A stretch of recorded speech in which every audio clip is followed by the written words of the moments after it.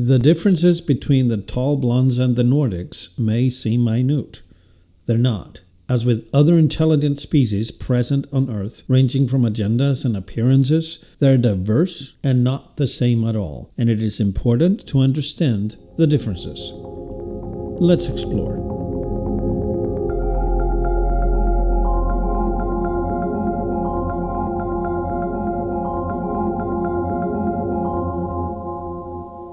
Hi everyone, and welcome to Project Bluebook, where we explore all things unidentified.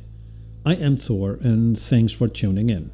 I must make a declaration first. There's a common misunderstanding about tall blondes and Nordics that has been interpreted and misused to support an ideology of white supremacy. It doesn't at all. This has been going on since the occult days of the real society in England and Germany, the pre-dawn of Nazi ideology regarding the Aryan race. It is nonsense.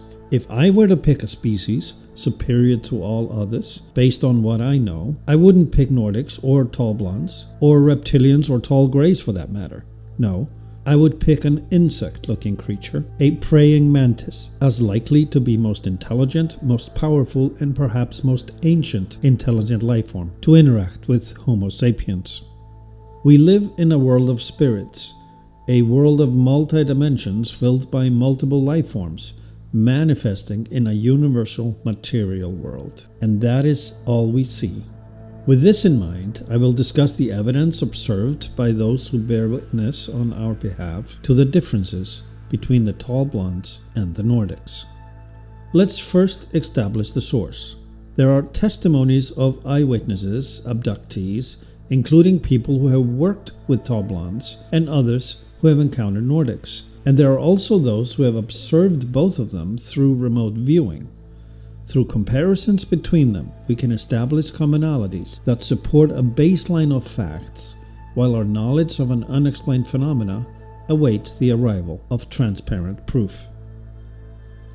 Charles J. Hall was a weather observer specialist with the Air Force, stationed at Nellis Air Force Base outside of Las Vegas. He spent 2 years in the desert in the 1960s on the gunnery range at Indian Springs, Nevada, where he first encountered and later worked with or for tall blonde aliens. Charles has a triple master's degree in thermal physics, applied nuclear physics, and in business administration. He also did postgraduate doctoral work at the University of Maine. Buddy Holton is a remote viewer who lives in Brooklyn. His psychic and kinetic abilities have been studied by scientists. He can bend metal. He is a psychic healer, and his remote viewing has proven to be extremely accurate. He's had non-human intelligent beings materialize in front of him while in the company of other eyewitnesses who corroborated the event.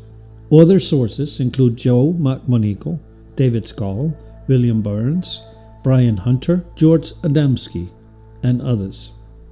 They've been here for a very long time, possibly 260 million years. The Nordics allegedly come from the Pleiades star system and from Sirius A and B. They belong to a Type 3 civilization, permanently inhabiting their own as well as other solar systems, including ours. The tall blondes, on the other hand, come from 82G Epsilon Eridani, also observable at 80 light-years away from Earth, while Pleiades is a whopping 444 light-years from Earth. Sirius AB are pretty close, only 8 light-years away, and for comparison, Zeta Reticuli, where the tall grays may have originated, is 44 light-years away. They're all our neighbors in our galaxy, the Milky Way. There are millions of galaxies. Many look at the tall blondes and the Nordics' quote-unquote earthly appearance as a sign this is all a made-up nonsense, because they look just like us. And they shouldn't, and they couldn't, if they are of extraterrestrial origin. This argument, of course, discounts what we know about physics and the material universe, which is pretty much made up of the same stuff. Which means water is the source of life everywhere in the universe, and carbon is the construction material for matter everywhere in the universe. And it also disregards the possibility that propagation of life across our galaxy may have been influenced, if not directed or orchestrated. Therefore, let's pause and think about this from another perspective. They, the tall blondes and the Nordics, they don't look like us. We look like them. And we look like them because we are them, partly by design. Through their presence on Earth, reaching perhaps 270 million years back in time, they've been able to visit our ancestors of the Homo sapien family, and before them, Homo erectus, Neanderthalis, Cro-Magnon, and likely more, in order to influence, evolve, and manipulate our DNA. The missing links that anthropologists speak of are missing only for the reason we don't recognize them. They are off-planet DNA links, spliced into the code of Earth-grown primates in order to create us. Scientists on Earth have confirmed two things. There are Homo erectus remains dating back over 70 million years, which means humanoids walked Earth among the dinosaurs. And they have confirmed our missing DNA links have no explanation available.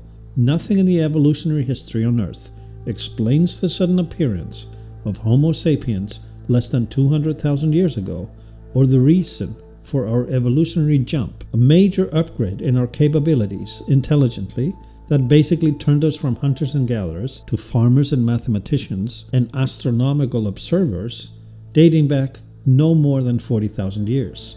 It just appeared, emerged without a connection to the past. The Nordics are consistently described as shorter than the tall blondes, but not short at all. From 6 to 7.5 feet normally, they are also more athletic, more physical. The tall blondes, on the other hand, are much taller, 8 feet and as high as 10 feet, even if their children remain between 5 and 6 feet through their 50 years of childhood and adolescence. They live to be 700 years old, and they may not care for immortality because they may have mastered the recycling of souls. What they have in common is reverence for Earth as a biosystemic wonder and what it can provide for sustenance, nutrition, medicine, chemistry, and biological lab work and evolution. We already know this ourselves. We have been allowed to evolve, multiply, and live within this laboratory used by so many of our galactic neighbors, which is why multiple races inhabit the Earth in one capacity or another. Earth sits at an outer wingtip of the Milky Way galaxy. If you look at it with your bare eyes, up in the dark, clear sky of, say, Montana, you're looking inwards toward its middle. It's a galactic outpost for valuable resources. None of this is therefore about us, primarily, but since we're here, they must deal with us.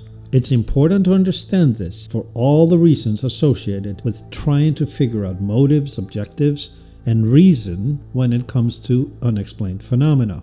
And they both fret our acquisition of nuclear technology because we can't handle it. We don't know how to neutralize nuclear wastes, nor can we reverse a nuclear fusion, fission, or reaction. We only know how to explode. It's extremely dangerous and concerning, which led to a treaty in 1954 between Eisenhower and the Tall Blondes, where it was suggested we give up nuclear power altogether, a condition Eisenhower rejected in the early days of the Cold War with the Soviet Union. And it is also why UFO activity escalated dramatically since the 1940s, when we acquired the nuclear skill set. The Nordics have been nicknamed the Watchers, as they remain passive observants. They are neutral in any circumstance, and their primary concern is Earth's ecosystem and its preservation. They try to influence and guide us on a spiritual level, and continue to do so. They're pale-skinned, mostly blonde-haired, but sometimes also reddish, with light-colored green or blue eyes. The tall whites are a highly intelligent species. They have incredible technology intertwined with psychic abilities, which they don't share with anyone because they don't trust anyone with it to use their technology for the right reasons. They are slender and incredibly tall, but weaker physically. They are stoic and altruistic, and they are compassionate, but they are also impatient and absolute when it comes to their rules of engagement. They're extremely protective of Earth's environment. They have that in common with the Nordics, But the tall whites are greater interventionists. They will prevent us from irreversibly destroying this ecosystem. Because we don't have the right to destroy it, it is not ours alone. The tall blonde's psychic powers means they can easily affect matter with mind control. It's the combination of psychic powers and technology that truly sets them apart. They're claimed to have a population base in Ganymedes, the largest moon in the solar system circling Jupiter, and their life supply is Earth, even as they don't consume anything that once lived, plants or animals. They produce their own biosynthetic nutrition. Tall blondes interact with humans through treaties, contracts, and collaboration. Nordics interact with humans through telepathy, dreams, and suggestion. But there are stories of abductions by the Nordics to their underground bases and their spherical spaceships, including those of Filipino Cardenas, Travis Walton, Herbert Schirmer, and George Adamski.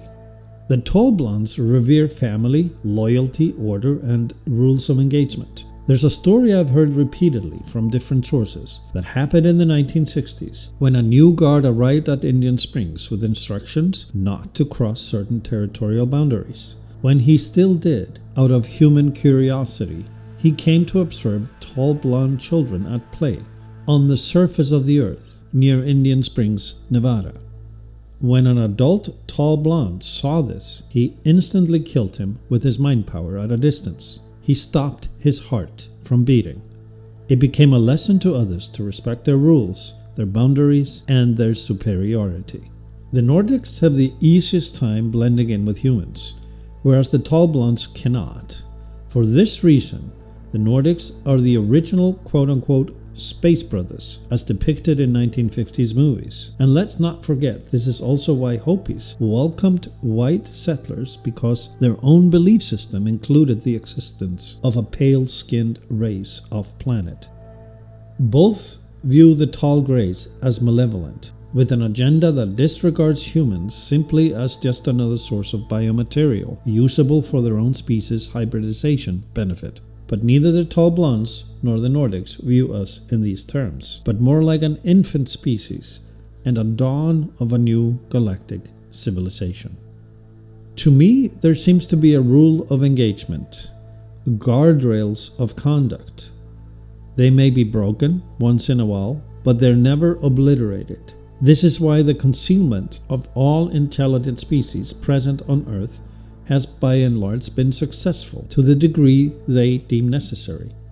It follows a pattern of an ever so gradual, painfully slow reveal to show us they exist long before we know them, who they are, and why they're here, and how we relate to them and the rest of the universe. The clandestine influencing, the meddling with occasional mishaps, and random encounters, all in all, everything seems to follow a set of rules, a doctrine. It waits for us to be ready, by way of knowledge and mental disposition, until one day, in a generation, we're deemed ready. You can watch and listen to this and other podcasts on Project Bluebook, where we explore all things unidentified. Each day, let's practice compassion and kindness. And please subscribe. I am Thor, and thanks for listening. See you next time.